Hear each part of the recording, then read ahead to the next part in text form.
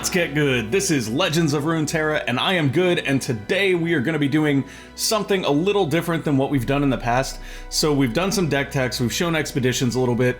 What I'm going to show you guys today is something that's going to be very valuable if you're just trying to play the game and build your collection.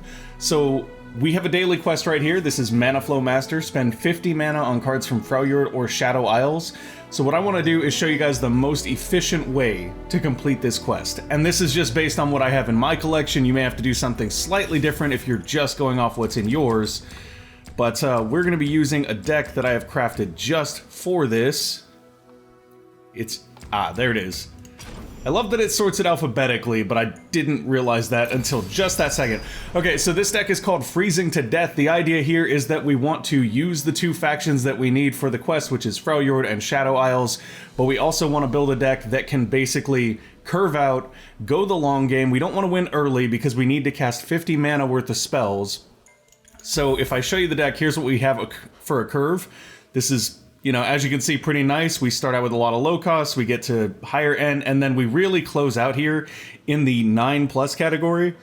The way we do that is by finishing out the game with She Who Wanders, the Harrowing, Ruination, Commander Ledros, Tryndamere, so we have a lot of late game finishers in this deck. Now even then, if we get a trend out and we level them up, we don't necessarily want to finish the game right there. We'd rather wait so that we can cast a Commander Ledros or cast a She Who Wanders, because that's going to give us 10 more mana towards our quest objective.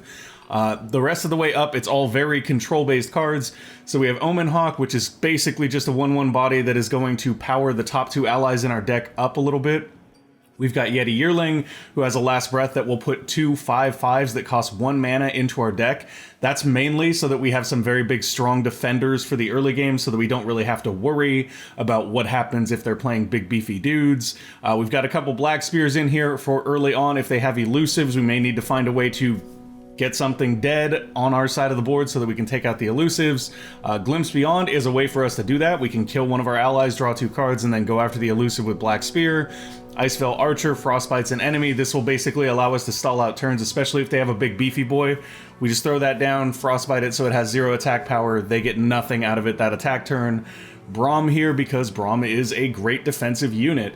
He's also an awesome champion.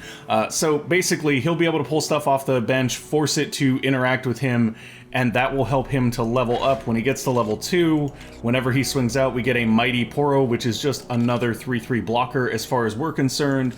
Very good value there. There's going to be a lot of cards in here that are based primarily on getting value. Kindly Tavern Keeper is going to help us keep our health up as well as healing our minions.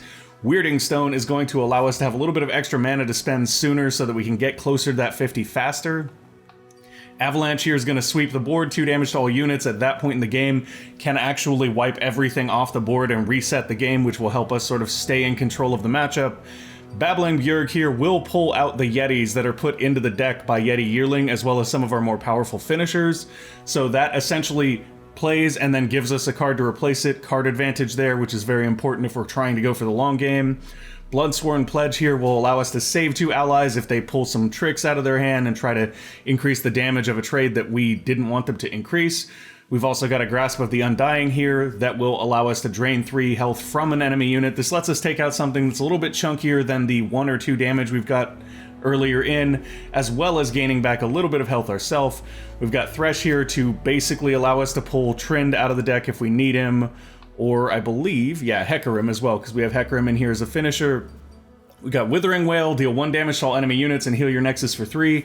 This can help polish off a couple of different units at that point in the game, as well as giving us back a little bit of Nexus health. Harsh Winds here is going to frostbite 2 enemies, basically causing 0 damage from them in that combat. So as you can see, there's a lot of stuff here that's just designed on healing us, keeping their minion count down, making their minions unable to do damage. We just want to stay in the game for a real long time. At 6 mana, we've got Soul Gorger. I almost never run this card, but for this type of deck, it's kind of perfect because it'll go out, it'll probably hit at least 2 things, gain us back 6 health, keep us in the game so that we can get to our late game cards. 2 copies of Vengeance here, the straight up just kill it card. This is the most non-conditional removal in the game. It's dead. It's there, it's dead. Great card to keep us in the game against threats that we can't necessarily account for. Trynd is obviously here to finish. Commander Ledros is also here to finish. Cuts the enemy nexus health in half. When he dies, he goes back to your hand, so you just keep doing it until they're low enough that you can finish with whatever's on the board. Ruination, once again, another big board sweeper. Clear everything out, and we're going to start from 0. She Who Wanders, another big board sweeper. You're starting to see a theme here, right? We want to sweep the board and keep it clean as much as we can. And then the Harrowing is just a solid way for us to end. We revive the 6 strongest units that died this game, and then go in with them. So our goal here is to stretch the game out and spend 50 mana in just one game. So I'm going to go ahead and hop into a game. I do recommend, if you're just trying to grind out your quests, you probably want to go against the AI. Like, it's possible to do them against people. You can get your PvP bonus if you go against people. But at the same time, if you're really just saying, I want to knock this out, I have 30 minutes to play today, I just want to knock this out, you're probably better off going against AI, which is what we're going to do here. This should be pretty fun. I'm actually really excited to see how this deck curves out and how that works. Normally when I play super curvy decks in this, because the starting hand size is so small, it doesn't make that much of a difference. Yeah, here I think we send back Hecarim and the Harrowing. They're way too early. Braum we can hold on to because we can get some use out of him early.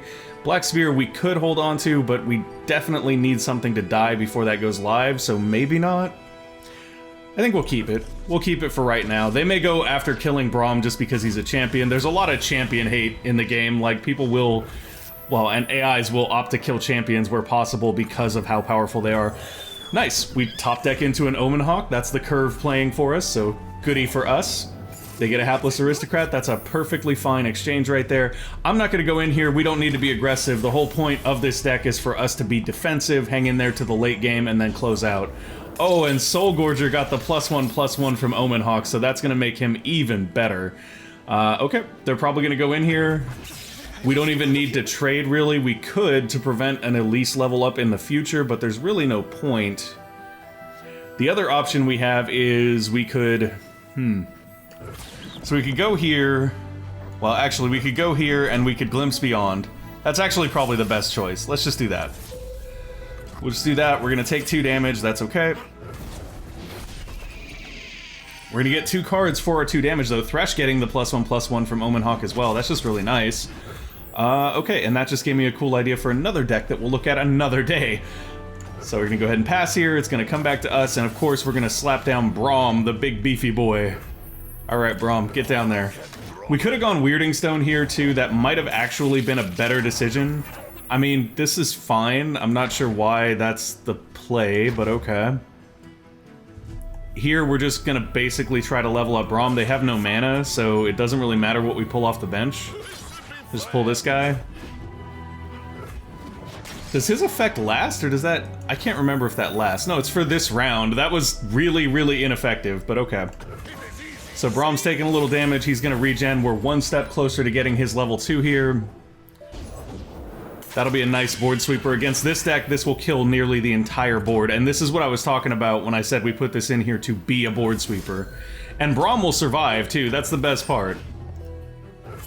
Entire board gone, except for that guy. The Skitterer is gonna stay, everything else is gonna die. They will get another spider because they had that thing, but that's fine. Oh, Crawling Sensation. They're gonna get some more spiderlings here. That's okay. So they can still come in for reasonable damage here. We're not that worried about it, though, realistically. We're just gonna chump one of the 1/1s so that Braum can take a little more damage to heal. Not gonna put him in front of the 3/1 because that'll actually kill him now, and we don't want him to die, we want him to level. And then next turn, we'll probably put down our Weirding Stone. So we are set for our late game finish. We can Weirding Stone here, or we can Thresh. Thresh might actually be the better play here since we can pull this 3/1. Well, I mean, we can pull the 3/1 off the bench anyway, and that won't quite level Braum, but it'll get him close. Decisions. We're gonna Thresh here. Thresh is the right play. We're not actually gonna use him on that guy, though, I don't think. Well, I mean, yeah, I think we do. I think we just get rid of this guy with Thresh, and then we'll just pull one of these. Actually, no. No. Put them back. Yeah? Yeah. No, I keep waffling back and forth, guys, and the reason for that is because I'm trying to level Braum here, but at the same time, it's not worth potentially leaving this 3 damage guy up for next turn. Especially not with the current health. We're already down by 7 on them. We don't really want to go much further down than that. Okay, you can have more 1/1s. You can have all the 1/1s you want. If they Elise next turn, that's going to be a problem. However, if they do Elise next turn, we're, what, 1 turn off from just out and out killing her? Kind of okay with it. Okay. Block here, block here. Oh, what you got in mind? Oh, they're gonna kill Thresh. They're gonna drain Thresh to kill him. Okay, I guess that's a good decision. They're gonna keep their spider, get another spider, and they're gonna drain and kill Thresh. The drain doesn't really help them though, based on their health, and now their board is full of 1/1 spiders, which is basically useless, so kudos.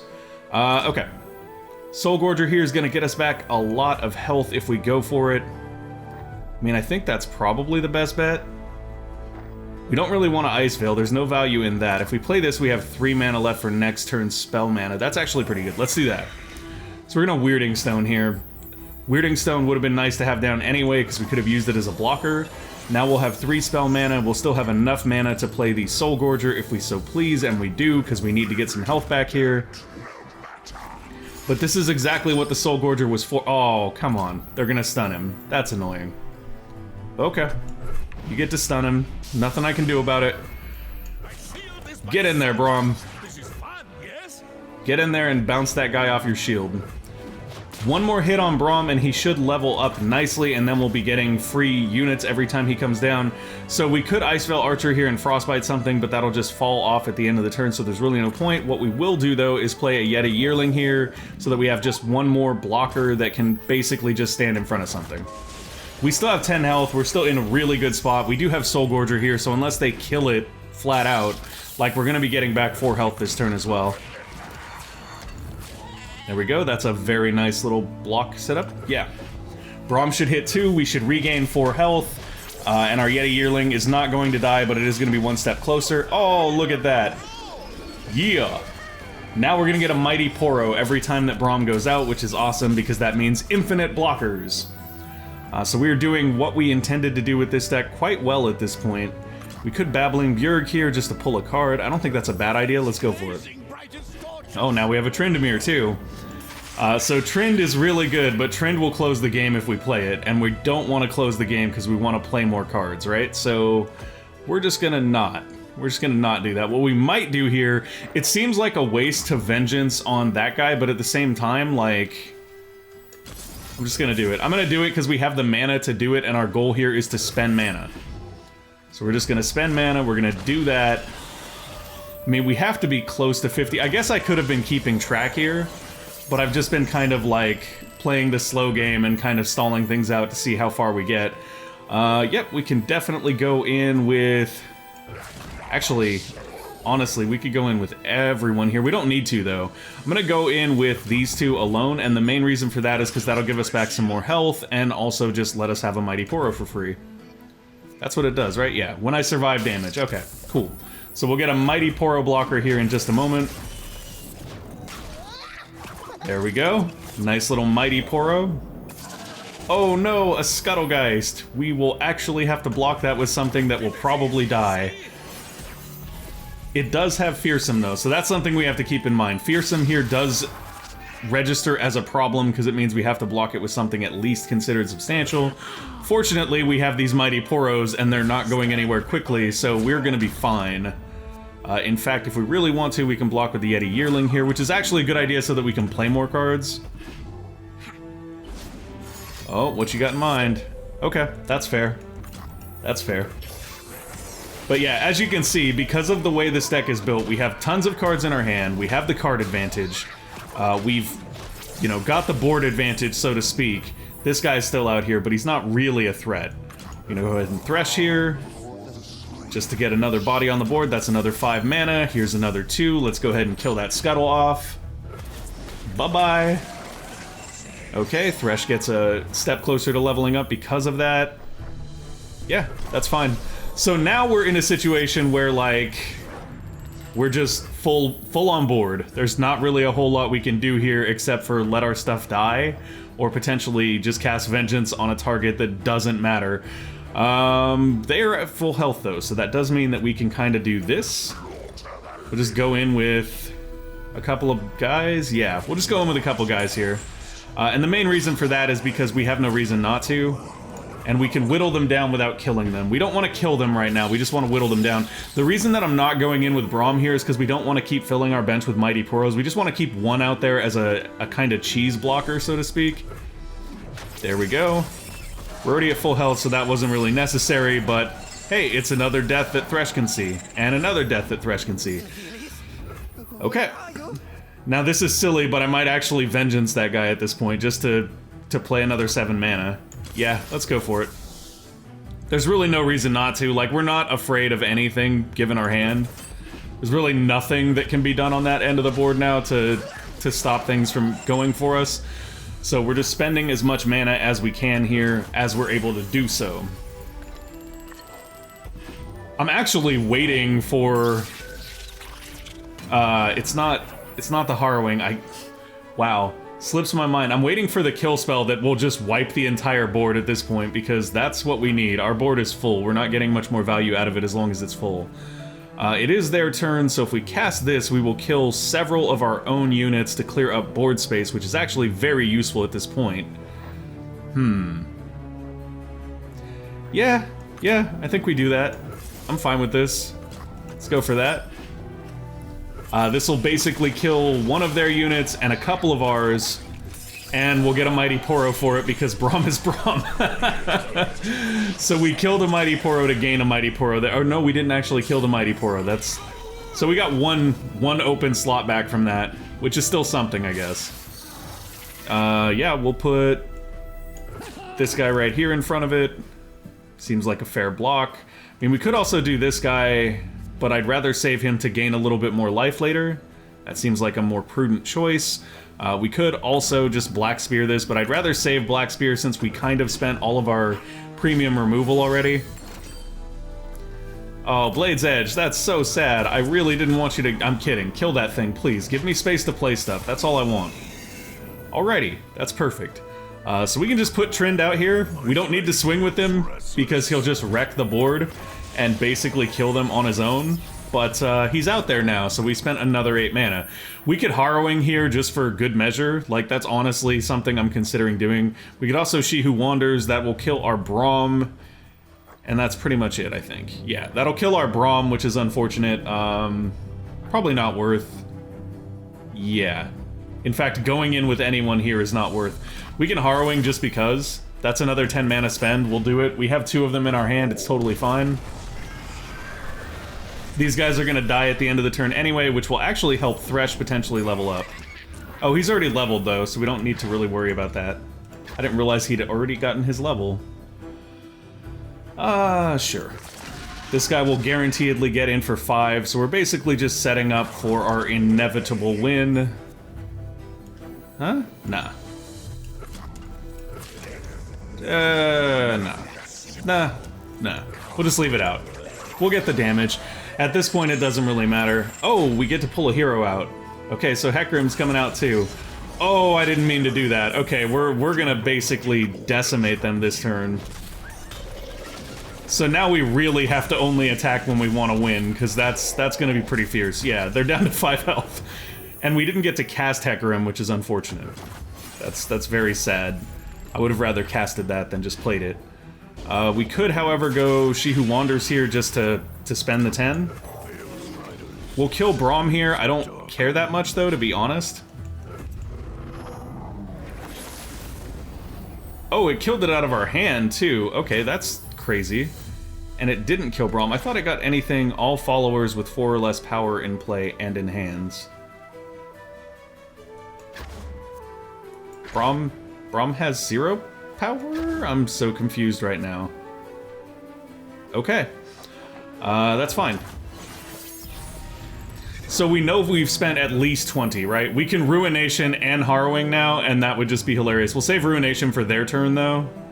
Yeah, I think that's the best bet. We'll save Ruination for their turn, cast it at the end of their turn, and then Harrowing and probably win here. In the meantime, our goal is going to be to cast everything we possibly can this turn. Well, I guess we do want to cast Ruination, so we don't want to cast everything we possibly can, just most things. So we can, like, Omen Hawk here, and that's fine. Now, if we do that, though, we are somewhat putting ourselves at risk. Because if we Ruination and Harrowing and we don't win next turn, then we basically could lose. That being said, though, I don't think there's any way that doing that doesn't cause us to win, so we're just gonna go for it. We're gonna go for it. This is actually kind of funny. Like, I feel like we're gonna get this the first game, we're gonna get that quest completion, and it's just gonna be hilarious. Oh, and Trin stays on the board, so yeah, we definitely win here. We definitely win here. Sure? Not the best you got. Trend, we know that this is the best the AI's got. That's fine. If we don't get the Manaflow Master completion after this quest, I will be mind blown right now. Because we've spent, at least, on just Harrowings and Ruinations, we've spent 29. We spent 8 on Trend. Like, we've got to be at 50 by now. We've got to be at 50. Oh, I thought they were gonna deny or something. I would have been like, no, why? It wouldn't have mattered, though. It would have just cost us that 10 mana, and we wouldn't have won off of that. Oh, and then we played She Who Endures, so that's gotta be like 39 or something. Like, we're there. We have to be at 50 right now. And I mean, if we wanted to, we don't even have to go in right now to win. We could just do this. We could just do that and draw it out even further, which might be worth doing. Sure. Just to be safe. Just to be safe. We'll go one more turn.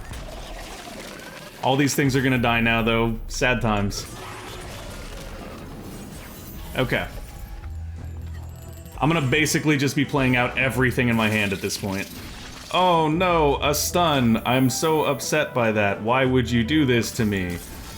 We'll wait to Frostbite here. We'll wait to Frostbite because they may play another card. If they do, then we'll Frostbite. Yep, sure, Frostbite that. In the meantime, just play a dude. That's the whole goal there, was just play a dude. While we're at it, Frostbite that. Okay, now he's been double Frostbited, guys. He's super frozen. And then we have Weirding Stone. We'll put that down as well. Okay.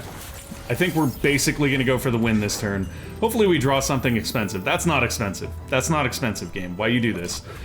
Sure, we'll just put it down anyway. It's 1 more mana. We should have Manaflow Master here already, pretty much guaranteed, but I'm just being safe. Everything go in. This might be a little bit shorter of an episode than previous ones, but it is what it is. It shows you how to get through this quest in one simple go here, by just building out something that's meant to go kind of slowly and stay alive. Sometimes when I do this, though, guys, I'll tell you this, sometimes when I do this, the quest doesn't complete right away, so I hope we don't run into that. Yeah, there we go. That's what I'm talking about. Manaflow Master is done. Is done. You see this thing? I don't know what this is. It's really weird, but whatever. Oh, we do get to open a champion thing, though, so that'll be cool. Alright, champion capsule time. You guys ready? This is the reward for building an incredibly silly deck to complete this quest in one run. Ooh. And another Hecarim. I think that makes 3 Hecarims for me now, so I can now make the busted Hecarim deck where you just revive him over and over, even though he's not technically dead to be revived because there's no graveyard. We'll get into that another time. Anyways, overall a really good pull here. I do like Spectral Matron. Wraithcaller I haven't done much with. I know that she got nerfed, so she must be good for something. I just haven't done much with the Mist Wraith deck. Spectral Matron here, though, is really, really cool with Commander Ledros, for example, because you just play him, you like play an extra copy of him from your hand, it cuts their life in half, he blows up, and then you play another copy of him next turn because you actually have the original in your hand, which is really cool.